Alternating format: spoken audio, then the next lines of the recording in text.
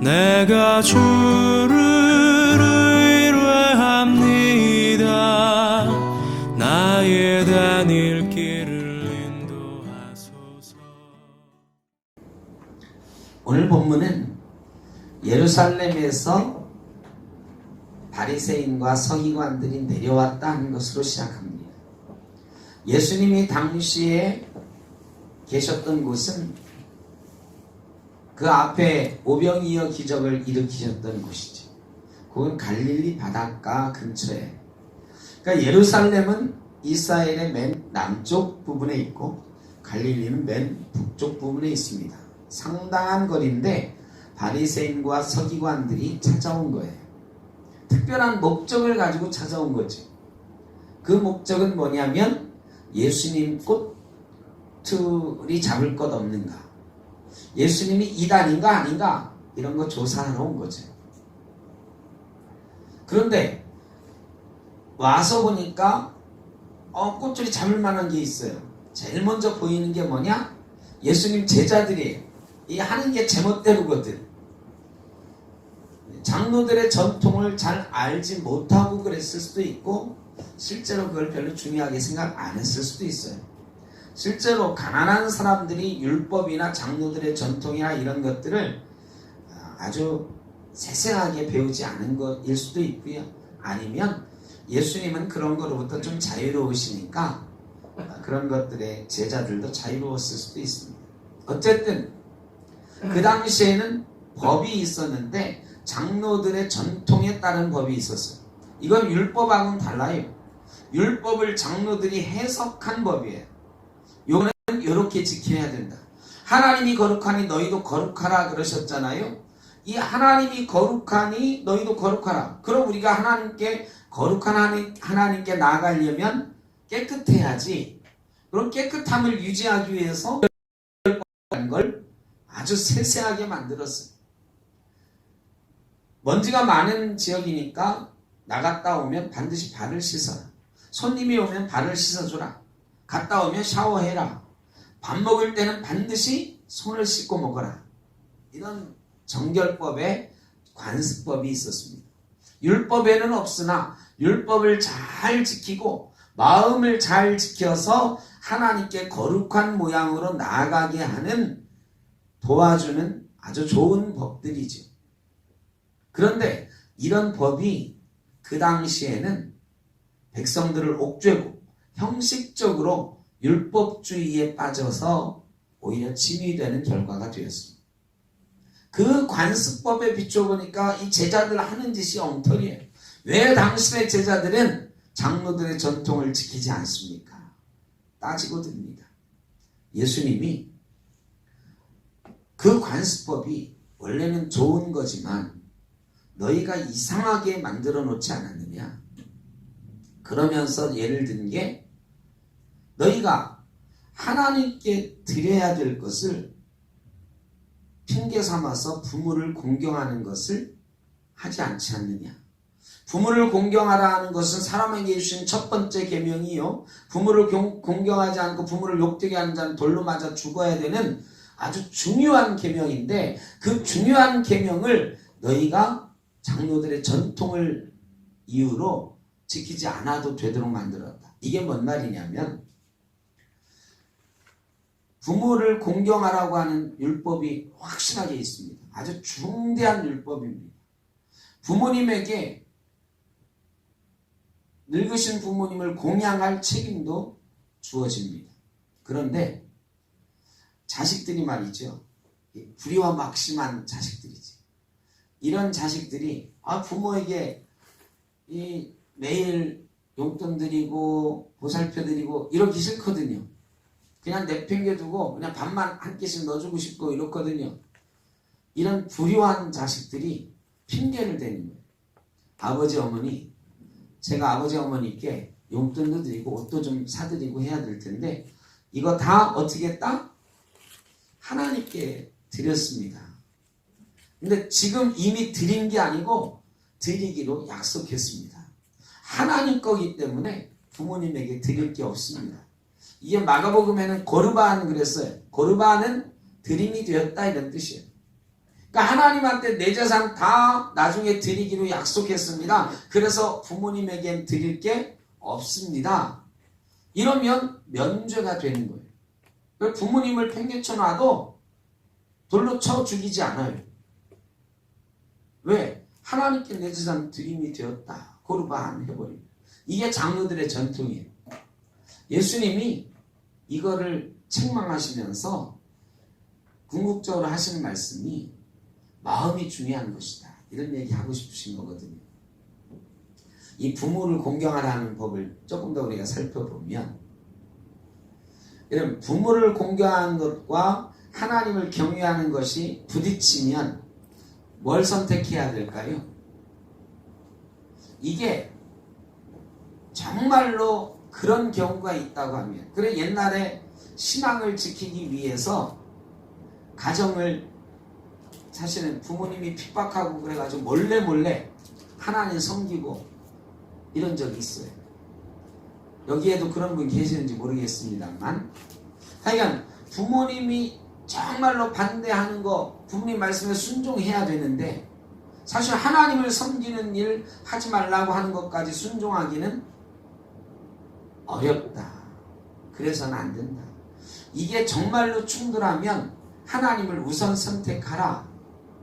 이게 율법의 정신이죠. 그러나 하나님을 선택하더라도 부모를 공경하는 일을 팽개쳐서는 안 된다. 이게 또 율법이에요. 그런데 하나님을 공경한다는 것 핑계로 부모님을 팽개쳐 두는 전통을 만들었다는 거죠. 저희가 부모님이 반대하는 신앙생활 할 때, 신앙은 내가 부모님에게 맞으면서도 신앙은 지켜왔어. 그런데 부모님이 때린다고, 내가 내 신앙 알아서 한다는데 하면서 대들면 될까요, 안 될까요? 부모님이 때린다고, 늙으신 부모님이 반대한다고 그 부모님 막 밀쳐버리고 이러면 돼요, 안 돼요? 안 되는 거죠. 맞으면 맞는데, 부모님이 하여간 섭섭해서 표현하는 거 다 받아들이면서도 마음속의 신앙을 지키는 게 맞는 거죠. 근데 요즘 신천지 어떤 일부 젊은이들 보니까, 신천지가 그렇게 시키고 교육했겠지만 부모들이 막 못 나가게 하고 맞고 그러니까 어떻게 해요? 부모를 고소하더라고. 부모를 고소해. 이게 다른 거예요.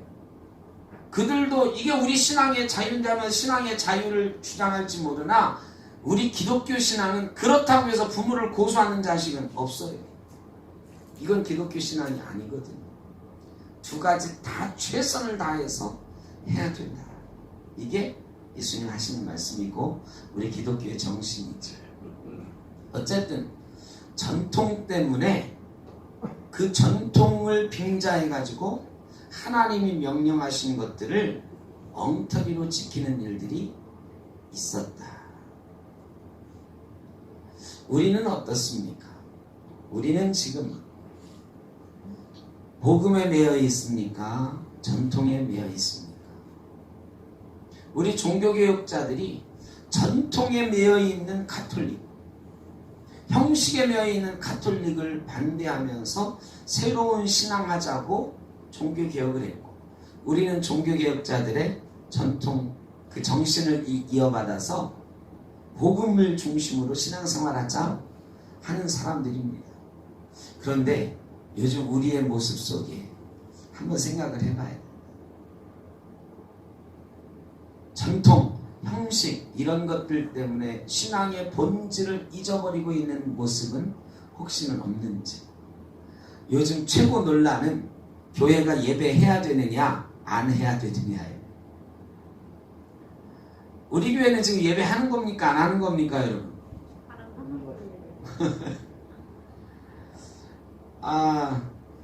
지금 가정에서 예배하고 있는 분들 예배하는 겁니까 안 하는 겁니까?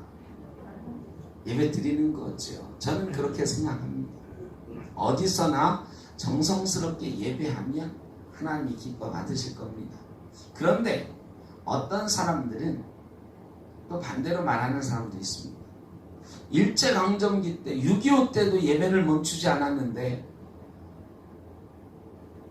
지금 우리가 코로나 때문에 예배를 멈추냐? 시대가 바뀌었어요. 그때는 인터넷 이런 거 없었거든요. 지금은 어떤 교회들은 저희 아들 보니까요. 그게 오늘 7시에 모여가지고 교육자들만 모여서 예배하고 그걸 녹화해서 1, 2, 3부 다 이렇게 영상으로 보내주더라고. 옛날에 이런 방법이 없으니까 안 모이면 예배 못하는 사람이 비일비재하니까 모여 죽으라고 예배를 했어야 돼. 그런데 지금은 예배를 할 수 있도록 도와줄 수 있는 여러 가지 도구들을 하나님이 우리에게 주셨어요. 그 도구로 예배하는 것을 우리 전통하고 달라. 모여서 찬송하고 기도해야지. 성전에서 예배해야지. 이런 전통에 빗대어서 정죄하면 예배를 막 이상하게 만든다고 정죄하면 안 된다. 이 전통과 이 복음의 정신이 지금도 충돌하고 있는 부분이 많이 있다 생각을 합니다. 그런데 어떤 것이 옳으냐 그르냐를 얘기할 건 아니고 전통 때문에 복음의 정신, 어떤 형식에 빠져서 복음의 정신을 잃어버리고 있지는 않은지 생각을 좀 해야 된다 하는 것입니다. 주님께서 그러셨어요. 입으로 들어가는 것은 우리 육신을 사실 수도 있습니다. 근데 그 입으로 들어가는 것보다 더 중요한 게 나오는 거다 그랬어. 나오는 거는 뭐가 나와요? 우리 마음속에 있는 죄가 튀어나와요. 죄에서 근원한 많은 것들이 튀어나온다. 그래 사실 우리 마음을 깨끗하게 하는 것, 이 정결법의 전통도 원래는 우리의 마음을 깨끗하게 하는 거였거든요. 하나님께 나아가는 자가 거룩하게 되라. 여러분 손 씻으면은 거룩해지는 사실? 아니죠. 손 씻으면서 자기 마음도 같이 씻는 의식을 하는 거예요. 이 성막에 보면 성전 앞에 큰 물통 거기 씻고 들어가거든요. 이거 씻을 때 자기 마음을 씻어내는 마음을 가지고 하나님께 들어가라 하는 거거든요. 그러니까 마음이 중요하다. 입으로 들어가는 것보다 입에서 나오는 것. 즉 육신의 정결보다 실제로 더 중요한 게 마음의 정결함이다. 이런 얘기를 해주셨어요. 여러분 우리의 마음은 정결합니까? 제가 어떤 책에서 나온 글 하나를 소개하고 말씀을 마치려고 합니다.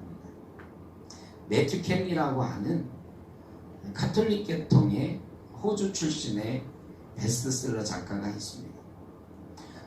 타임즈의 베스트셀러 책 중에 소개되어 있는 책이 Are You Jesus?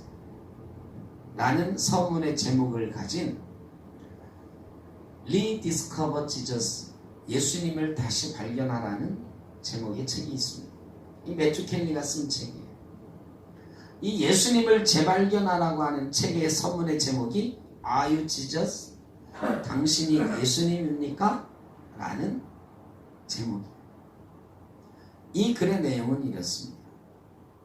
폴이라고 하는 사람이 있었는데 이 사람이 먼 곳으로 가서 세미나를 했습니다. 그리고 그 결과를 가지고 이제 세미나와 또 그 세미나를 통해서 만난 사람들을 통해서 얻은 결과를 가지고 빨리 회사에 가서 어떤 업무를 처리해야 돼요. 그러기 위해서는 그날 마지막 비행기를 타야 되는데 금요일이고 차가 너무너무 막혀가지고 택시를 잡아도 제 시간에 갈 수 있을까 말까 한 상황인데 택시가 안 잡히는 거예요. 그런데 기적같이 그 일행 앞에 택시가 하나 와서 저 앞에 쓰는 거예요. 이 사람들은 그 택시를 향해서 정신없이 달려갔습니다. 달려가는데 잠깐 실수해가지고 노점에 과일 이렇게 노점 해놓은 거 있잖아요. 과일 바구니를 누군가 찼어요. 과일 바구니가 넘어지면서 과일이 쏟아졌습니다. 다른 세 사람의 동료는 열심히 택시를 향해서 달려갔는데 폴은 걸음을 멈췄습니다. 택시를 탄 동료들이 빨리 오십시오. 이 차 놓치면 우리 비행기 못 합니다. 비행기 놓치면 큰일 납니다. 근데 폴은 얼어붙은 듯 그 자리에 멈춰 섰습니다. 지나가는 사람이 100여 명이 있었는데 아무도 그 과일 쏟아진 거를 돌아보면서 주워주는 사람이 없어요. 나는 뒤따라갈 테니까 먼저 가십시오. 택시 보내고 과일을 줍기 위해서 이렇게 보니 행상하는 분이 연세 드신 아주머님인데 울고 있었어요. 자세히 보니 앞을 보지 못하는 장애인이었어요. 손으로 더듬거리면서 과일을 찾고 있는 거예요. 지나가는 사람 아무도 도와주지 않아요. 폴이 정신없이 과일을 주워 담고 지갑을 열어서 지폐 한 장을 주면서 이거면은 오늘 손해본 거 보상이 되실 수 있을 겁니다 하고 가려고 일어서는데 그분이 그 아주머님이 연세 드신 아주머니 할머님이라고 해야 되나요? 하여간 그분이 폴을 향해서 질문한 Are you Jesus? 예수님이신가요? 폴이 깜짝 놀래가지고 아닙니다. 저 예수님 아니에요. 그랬더니 그분이 나는 이 과일이 딱 바구니가 넘어져서 쏟아지는 순간 내가 할 수 있는 일은 기도하는 것밖에 없었어요. 그래서 Help me Jesus, 예수님 도와주세요라고 정신없이 기도했습니다. 그 순간에 당신이 나타나셨습니다. 당신은 예수님이 틀림이 없습니다. 폴이 그 다음에 택시를 잡아타고 공항으로 갔는데 결국은 비행기를 놓쳤습니다. 근데 공항 근처에 작은 호텔을 잡고 하루 혼자 지낼 기회가 생겼어요. 그때서야 정신을 가다듬고 그날 있었던 일을 생각해 봅니다. 그리고 자신에게 질문을 하는 거예요. 이렇게 질문합니다.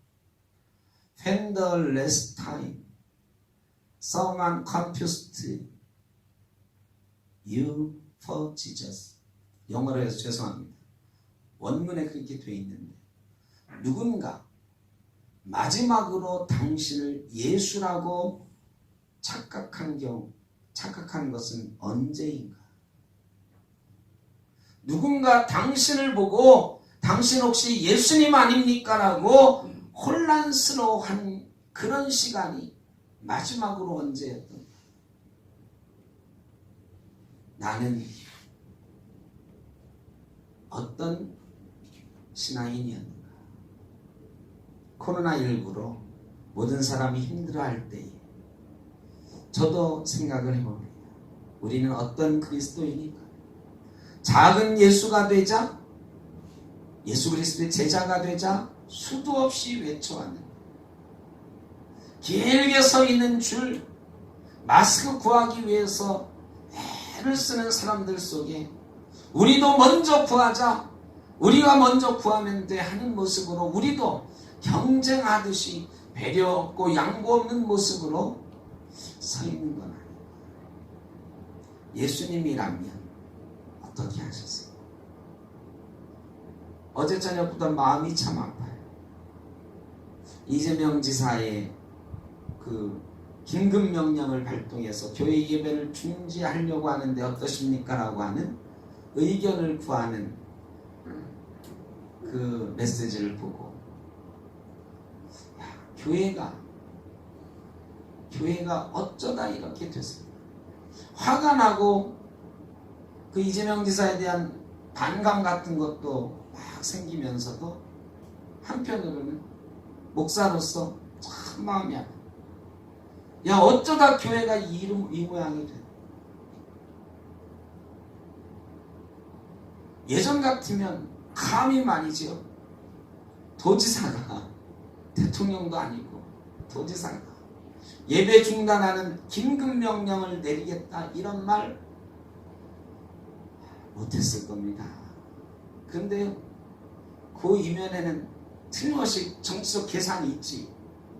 어떤 계산이 있을까요? 내가 이 일하면 신천지 때렸던 것처럼 국민들이 어떻게 한다고요? 잘한다고 해줄 거다라는, 혹시 그렇지 않을까라는 계산이 있는 거죠. 그게 보이니까 너무 마음이 아픈 거야. 야, 이 명령이 진짜로 행해졌을 때 이 교인들 빼놓고 나머지 사람들이 다 잘했다고 박수 치면 도대체 이거 어떻게 하지? 교회가 지금 그런 취급 당하고 있는 거예요. 일제도 그렇게 쉽게 교회 문 닫으라 명령 못했습니다. 더군다나 해방 이후에는 우리 정부들이 긴급 명령 이런 거 생각도 못했어요. 유신 때는 그런 경험, 아마 특정한 교회를 향해서 그런 경우가 있을지 몰라도 전 교회를 향해서 이런 얘기 꺼내지도 못했습니다. 근데 지금은 그런 얘기가 나와요. 나와도 우리가 찍소리 못해. 이게 누구의 책임입니까? 목사인 저의 책임. 다른 사람들이 우리 교회를 보면서 저 교회는 예수쟁이들이 있는 곳이, 예수님 같은 사람들이 있는 곳이야 말한 적이 언제였던가. 지금 그런 말을 우리가 듣고 있다면 절대 그런 얘기 안 할 텐데. 마음 아픈 날입니다. 같이 모여서 예배드리지 못해서 아프고, 또 예배드리지 못하는 아픔을 안고 우리가 열심히 노력을 하고 있는데도 불구하고 세상은 우리를 향해서 당신들 예수 믿는 거 맞냐고, 예수 잘 믿었냐고 비난하고 있는 현실을 보면서 더 마음이 아파요. 그래서 한번 또 질문을 해보는 겁니다. When the last time someone confessed you for Jesus, 당신을 예수라고 다른 사람이 누군가가 착각한 적이 마지막으로 언제였던 질문을 해보는 것입니다. 제 살아생전에, 또 여러분도 살아있는 동안에 당신은 예수님입니다. 예수님이 틀림없습니다. 이런 말 한번 들어보면 좋겠습니다. 우리가 가지고 있는 형식과 전통이 그런 것을 만들어주는 것 아니고, 우리 마음속에 있는 것이 깨끗해질 때, 우리 마음에 성령이 충만하고 우리 마음속에서 나오는, 우리 입으로 마음속에서 나오는 것들이 참으로 아름다운 것들이 되어질 때, 우리는 사람들이 당신 예수님입니까? 당신 교회 다니시나요? 당신 예수 믿는 사람인가요? 우리의 모습만 봐도, 우리의 말만 들어도 그렇게 얘기할 수 있는 날이 왔으면 좋겠습니다.